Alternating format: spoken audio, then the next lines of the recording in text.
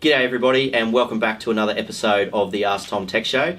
Today I wanted to talk about cyber awareness and specifically around invoices and processing those things.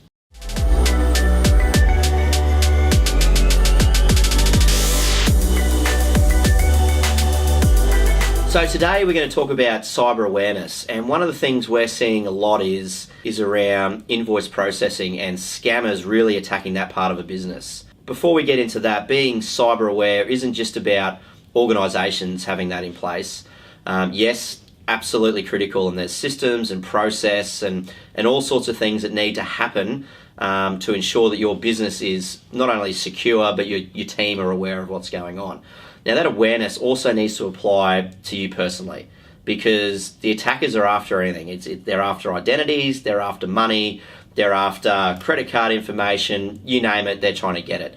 And they will try any way and any means possible. So where this is happening is really around that accounts payable processes in business. We all know that everything is moving electronic, everything is moving email. So anyone in the accounts payable division of an organisation, or even at home if you're paying your bills, you're going to get emails with invoices, you're going to get emails with links asking you to download an invoice or log into a system to get access to an invoice. Utilities are doing it, the phone companies, and all your suppliers are moving that way in business. So what do? I mean, in that accounts department, you're getting emails all the time. Piles of them coming through. Your job is just to get through them, get them entered, get them processed. And this is where things come unstuck. Because what's happening is we're seeing lots of instances now where organisations are being attacked with fake invoices. Now, this is coming from spammers, this is coming from very targeted attacks as well. But the general concept is that someone will send an invoice and they'll want you to pay it. Now, there's the traditional ones where it's a link to an urban utility style invoice that comes in, and it's a fake invoice. But the link on the email is to download your invoice so you can pay it. But that actual download is a virus, is a malware, is a ransomware. It breaks your machine. Now, that in itself is really painful. But if it breaks your machine, you can get it fixed, assuming you got all your data backed up and everything like that. But what we're actually seeing now is scammers targeting businesses with lookalike invoices from suppliers that business works with. Now, that information can be obtained anywhere really.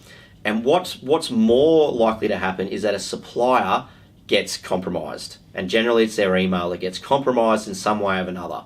Now, that attacker compromises the supplier's email, and they're watching what's going on. So they're seeing that this organisation is sending invoices to client XYZ. So what do? Is they will actually mock up an invoice so it looks exactly the same as a supplier invoice that you're getting, but they've changed the bank details. So they've been able to edit that file and it looks like the bank details have been changed.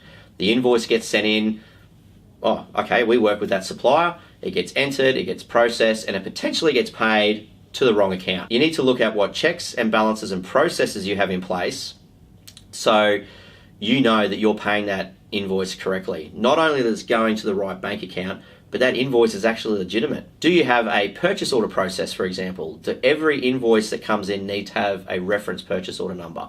What is your approval process? How do you approve invoices? Are you just expecting emails from anyone in the team to send that email in and assume that's approved and it gets paid?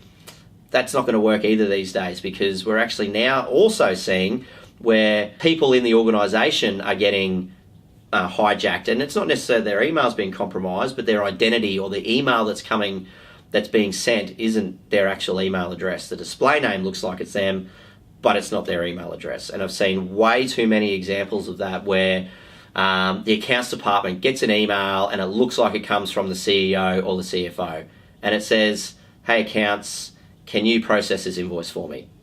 So what do? As accounts department, as the good operator, oh geez, I've just got an email from the CEO, he wants me to pay this invoice, I better go ahead and pay it. But the CEO never sent that email. If you looked carefully at the email and you look carefully at what's come through, the email address is wrong. It's come from someone completely different. Where this is all leading to is, as you're using your email systems, as you're going through and processing emails, and really specifically we're talking at this point to an accounts department, you need to be very aware of where the emails are coming from, and more so being aware of the processes that you have in place on how those invoices are approved, and specifically how things like bank records or bank details are approved for change within your system. If someone emailed you and said, please change my bank details, what do? Do you actually change the bank details in your system and process them? Personally, no, and our recommendation across the board is really don't. It is pick up the phone and call that supplier and ask them if they have made a change to their bank details. Because there's been way too many examples of recent times, and this is just increasing all the time, of suppliers or partners' email systems getting hacked, and the hackers injecting themselves into emails and conversations and asking to change bank details or process a payment differently. And if you don't have strong payment processes, then chances are you could end up paying that invoice, be it $100, $10,000, $20,000 or more, to someone's account, and that's gone, absolutely gone. And we've seen examples of that happening. And we really don't want that to happen. And there's not much from a technology perspective that you can actually do to stop that.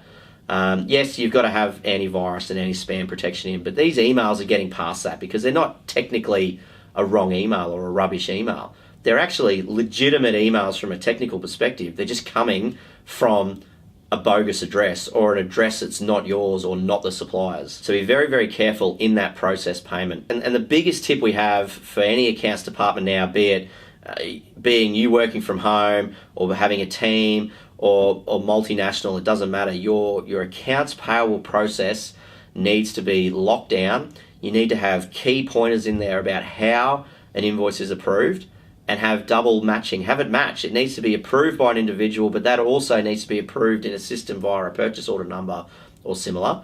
But more so, how are you managing changes to details, bank records and things like that? Are you actually making a phone call to the organisation that's asking you to change? Because today, email, I don't think it's as trustworthy as it can be anymore with just the attacks that are going on. And one thing we say a lot, it's in our cyber awareness training programs, is treat email like you would a knock on your front door at 3 a.m. If you get a knock on your door at 3 a.m, you just don't bounce out of bed and go answer it. You actually think about it, you look at it, you contemplate, why would someone be knocking on my door at 3 a.m? What's going on? You think about it. You've got to do the same for email. I've got an email, be aware of it, be aware of the context of the email, review it, think about it, make a few checks, check the actual email address it's come from, check any links in there that you think it's going to, but be aware and just follow get a good solid process in place. And that's the biggest tip we can provide you today. Good process around your accounts payable is going to beat any IT system in making sure you're not paying money to the wrong person. So that's it for today. Look, if you've got any questions or you want some more information, we'd love to hear from you. Just leave your comments in the section below and we'll get back to you as soon as we can. Have a good one.